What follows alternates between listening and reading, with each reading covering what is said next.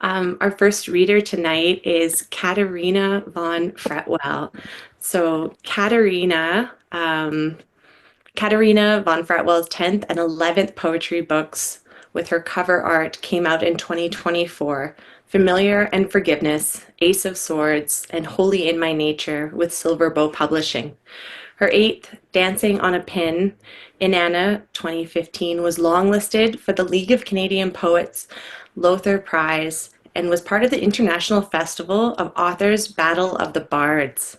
Her poems have appeared in many journals and anthologies, including Poems in Response to Peril and Women, Life, Freedom, about Ukraine's resilience and Iran's courage, respectively, in the chat. And I'm really excited to have you kick things off for us tonight. Welcome. Oh, thank you, Megan. Thank you for hosting this.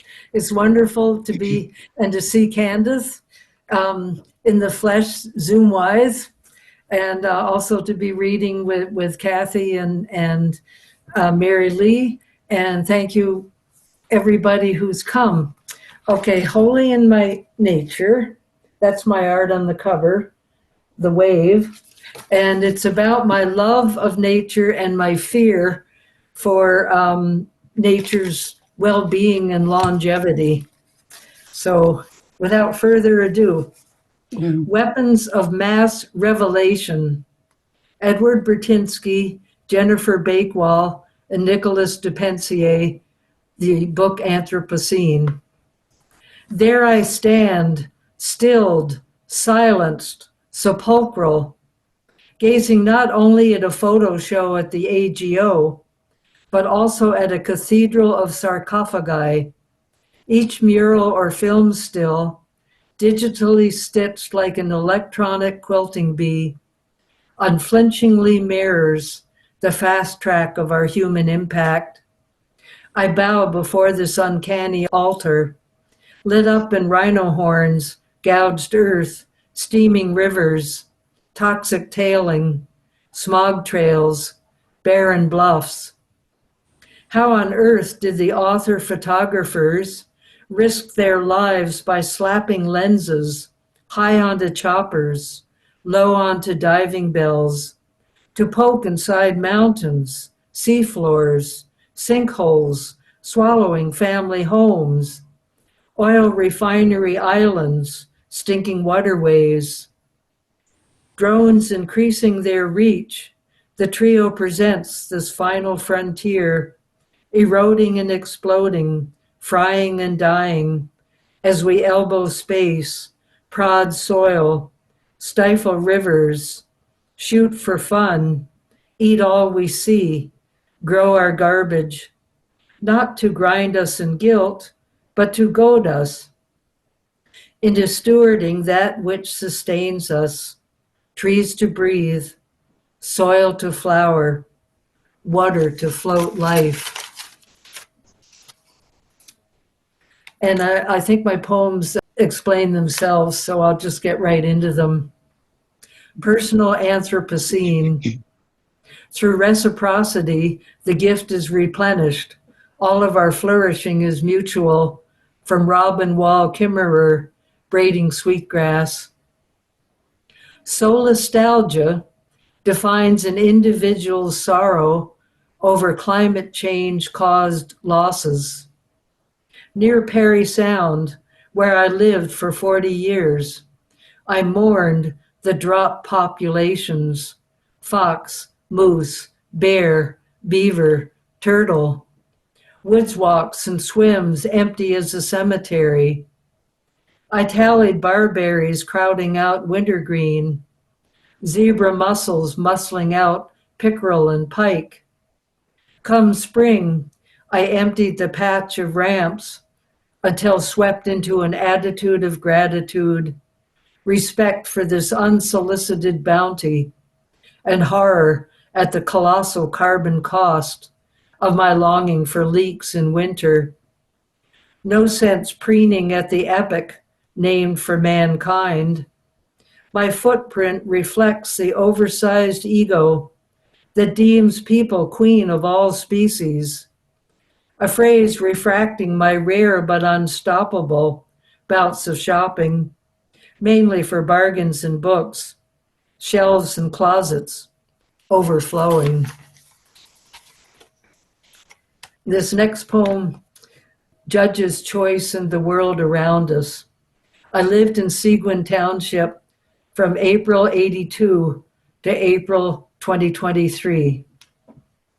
Swirling grain of weathered nurse log, denuded pine rising from wetlands, field of daisies, buttercups, irises, indigo budding homing teal rays, pattern quilt of autumnal leaves, road swathed through crimson gold, wintergreen berries breathing cooler air, squirrels playing tag up and down the oak, sky blindingly cobalt at high noon, snow crystals chorusing in prisms, beach bravely bearing sunlit leaves, rabbit, partridge, here now hidden, trillium herald the snow's recession, corn goddess and god thirstily kissing, black leaves sway under swamp surface, woodpeckers drumming ironwood in sync,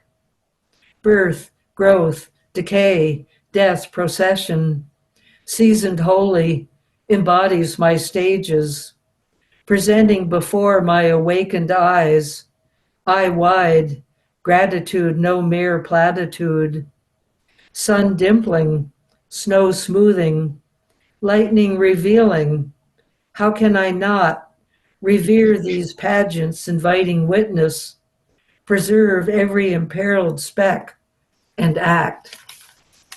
And this next poem was in the League of Canadian Poets Poetry Pause.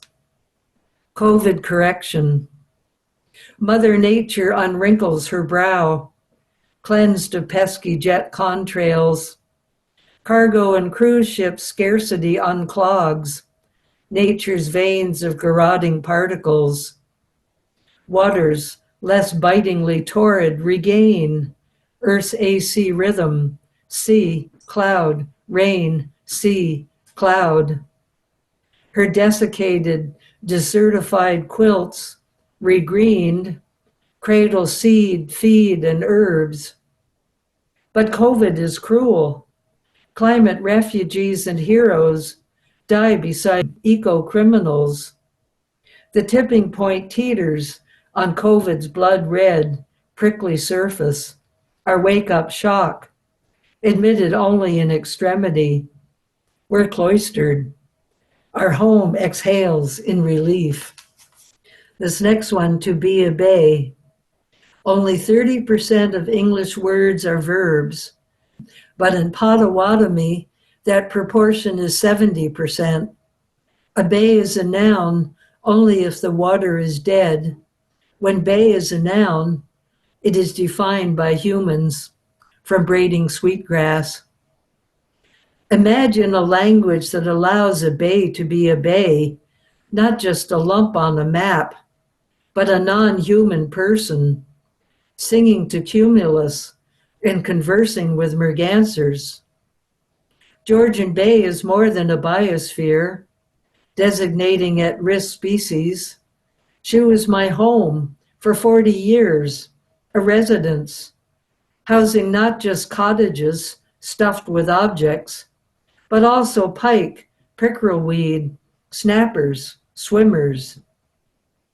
The English language reflects our obsession with things, as if naming controls their nature.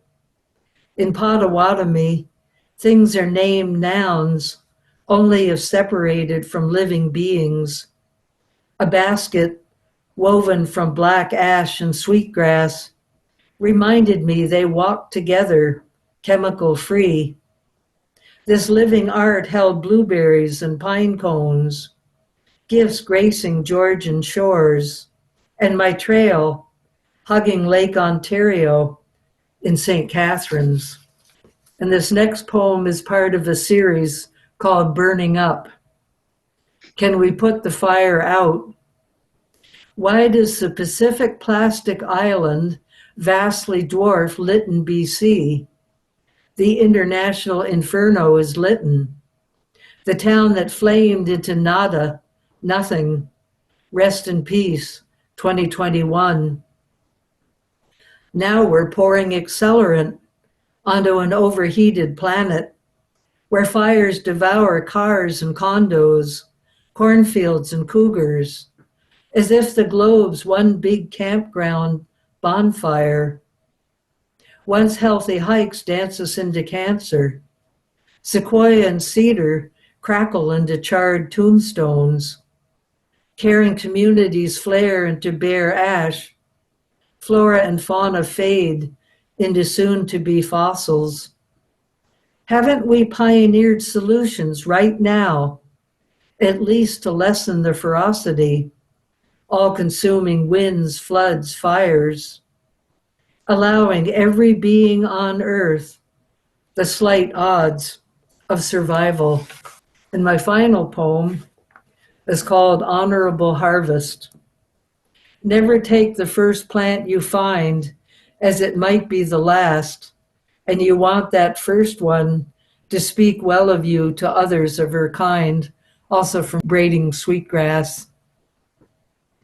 How do I escape the system of dominion over the non-human and heart trust? They feed, cure, and house all, teaching reciprocity. My former forest taught me to hope. I trekked to a hillside flush with plump green leaves, trillium trumpeting wild leek season. The first two ramps resisted, replying no to the permission I sought. So I harvested only 3 per patch. Those thick-stemmed big bulbs mellowed my seafood and veggie medleys. Their leaves peppered my salads. Grateful for this bounty, I mothered my haven. Mindful of ironwood's life pulse, I chanted, save this tree, this forest, this planet, a prayer that moved with me to the garden city. But it's all in the respect, thinking leek, pine, and toad, or mulberry, catalpa, and squirrel, as he or she, not as it, takes time, time to soften but activate my footstep. What's in my vision to ensure there are still trees to breathe, soil to flower, water to float life. Thank you very much. Oh, great. Thank you so much for that wonderful start to the evening, Katerina. I think this is the perfect time for your poems in the world and where we are today, and everything is so, yeah, just so relevant and timely, and it was wonderful to hear from you.